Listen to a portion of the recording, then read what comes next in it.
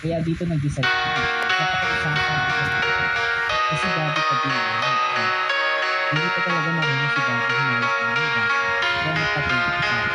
Sa di nakakalam, si Princess Bobby ay nagmula sa kanya ng mga kabila kung saan pinsang buo nila si Bobby Padilla at tiyuhin naman si Rosie Padilla. December 2012, nabuo ang mga kapatid.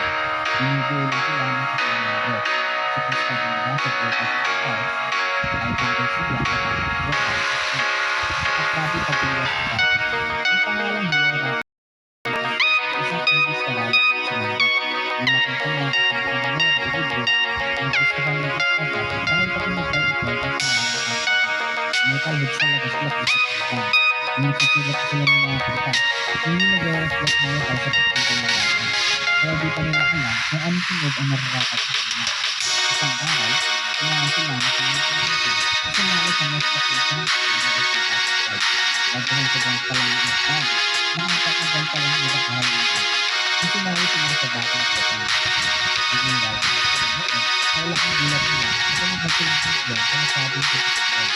Madali ang dama, malamang nagpapasipag sa oras sa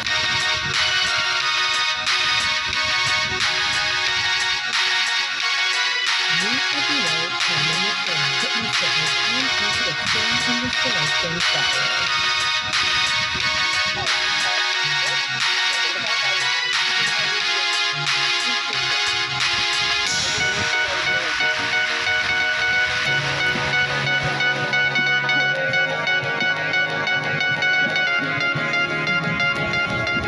Late 2000s, nagkakaroon ng kasangkapan ng mga podio at pogi sa tawa at wapang ng bansa kung sino ng miyembro ng banda.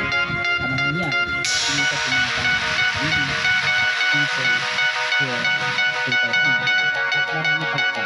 Masasabi ko na isa sila sa pinakamatagitay ng banda ng pagkakas dahil napakaraming hits na sa banda na sobrang nakilala sa street.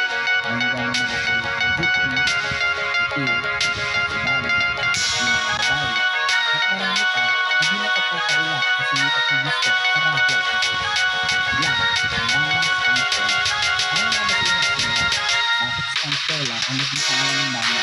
Ano ang dahilan ng pag-alis ng drama nila noon si Krista? Kung bago ka pa lang ang Spaniel, ay masispan ko na kung pinangalan ng video.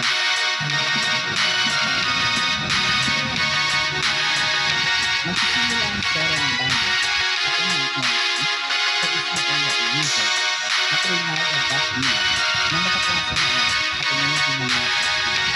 Close friends na sila ng mga noon at nakasama pa si isang third na sinayang ang Chapel Bottom Chapel. Ang araw, sinayang nila ang John na magbuo ng banda. Kahit dalawa lang sila noon, ay nagsusulat na sila ng mga kanta. Lahat sa klase nila ay marunong mag-gitara. Pero walang nagustuhan nila ang bass. Downtown, pinilisin nila ang si Josh na mag-bass. Dahil biro nito na bagay ito sa kanya kasi mukha siyang bassist dahil matangkad siya.